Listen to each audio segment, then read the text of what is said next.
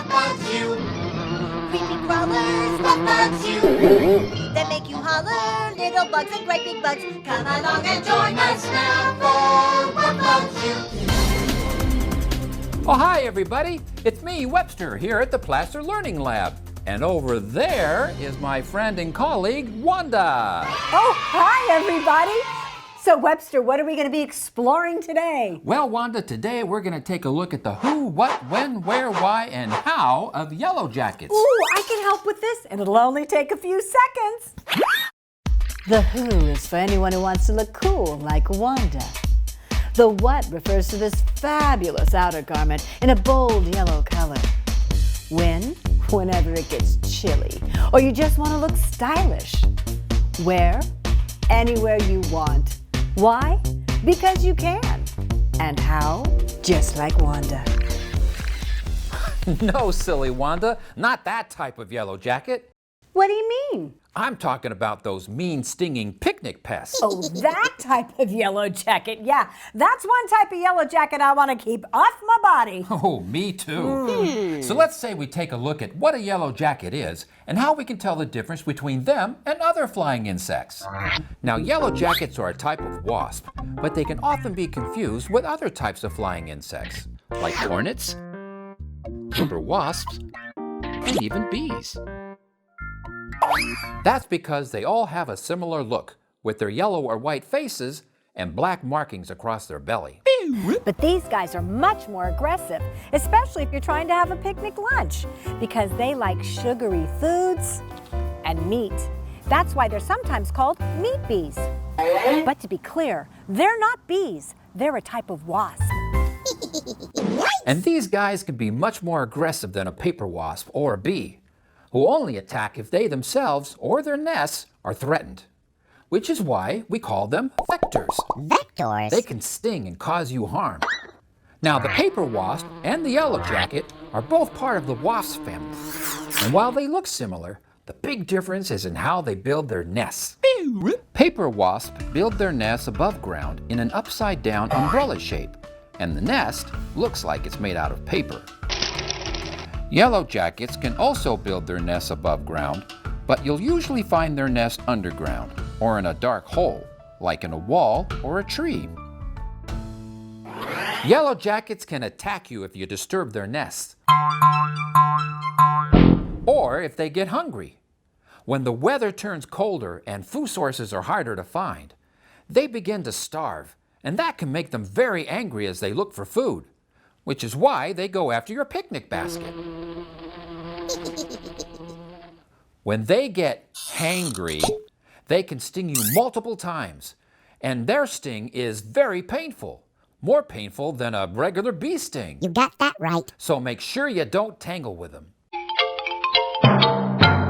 And if you are allergic to wasp or bee stings, make sure you avoid these bad bugs because their sting can cause a serious allergic reaction. Yeah, but how do you avoid these yellow jacket nests? Well, Wanda, you know it all starts with yellow jacket surveillance.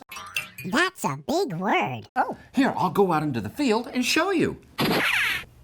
my, people come and go so quickly around here. One definition of the word surveillance is to continually observe a person, place, or thing, in this case yellow jackets, in order to gather information. On a weekly basis during the summer, the Placer Mosquito and Vector Control District uses traps like these and places them in multiple locations in Placer County to trap yellow jackets in areas where their high activity is a stinging risk to the public. So they're actually looking for yellow jacket nests? That's crazy. Well, Wanda, their job is to keep us as safe as possible from these nasty vectors. And in order to do that, they have to identify the nest locations and also set traps. Now, there are various reasons for seeking out the nests and trapping. Not only do they identify nests to keep the public safe, but the trap allows them to test new bait materials that may lead to better control options for yellow jackets. So what do they do with all those yellow jackets in the traps? Well, Wanda, they take them back to the lab, identify and count them, and determine at what stage of the life cycle yellow jackets are at a particular time and place. Well, I'm glad they're on the job because I don't want to tangle with those yellow jackets. Hey, Webster, why don't we take a look at the life cycle of a yellow jacket? Great idea, Wanda. I'll be right there. Oh my, that was quick. Nice to have you back, Webster. Well, it's nice to be back, Wanda. So now, let's say we take a look at that life cycle of the yellow jacket. Ooh, let's. Eggs. It all starts when the queen wakes up from hibernation and lays her eggs to start her colony. Yellow jackets live in colonies, which are kind of like their own little community, and that's where they build their nests for the queen to lay her eggs. Larva. After the eggs hatch, they turn into larvae, which look like little worms. The queen hunts or scavenges insects, fish, and meat, and brings back the food to feed the larvae. Pupa.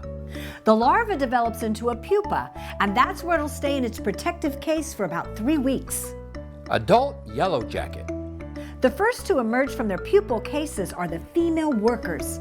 They take over the job of feeding the larva, as well as taking care of the queen so she can continue to lay eggs over the summer. The male yellow jackets are called drones, and their purpose is to mate with the queen. Well, that's just factually fascinating. I know! It's a living. And to make sure that everyone stays safe, keep your eyes open for where those yellow jackets might be hiding. And if you see one, stay away. But if you do happen to disturb a nest, get out of the area right away. These guys have smooth stingers, which means they don't stay in your skin like a bee, and they can sting you multiple times. But if you do get stung by one of these bad bugs and have an allergic reaction, get help immediately! So what should you do if you see a yellow jacket nest? You mean besides stay away? Exactly. If it is an active nest, contact the Placer Mosquito and Vector Control District and they'll send out a technician to investigate. If it is a yellow jacket nest, they'll safely remove it. And remember, these vectors can be mean, so leave it to the professionals. Oh, glad to.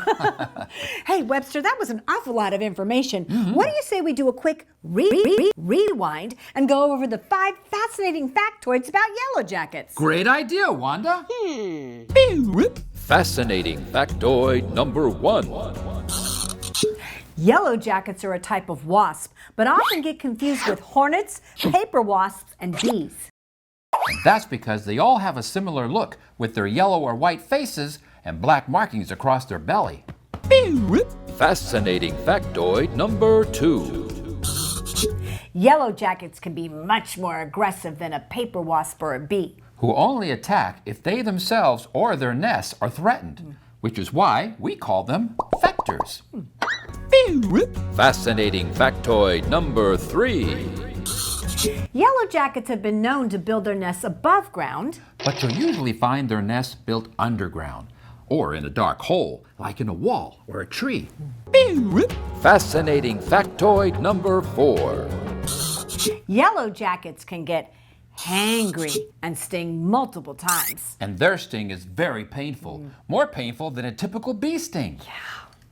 Oh, ow. Fascinating factoid number 5. Yellow jacket nests are dangerous. If it's an active nest, contact the Placer Mosquito and Vector Control District, and they'll send out a specialist to investigate. Those really are some fascinating factoids. Well, that's all the time we have for today. For more information about yellow jackets and other vectors, And to see our other Learning Lab adventure videos, go to placermosquitolearninglab.org. and keep up with Placer Mosquito at Facebook, Twitter, Instagram, YouTube, TikTok, and Nextdoor. Until next time, I'm Webster. I'm Wanda. Bye-bye, everybody. Bye, everybody. What Bugs You with Webster and Wanda was brought to you by the Placer Mosquito and Vector Control District and Red Shoe Productions. Bye now.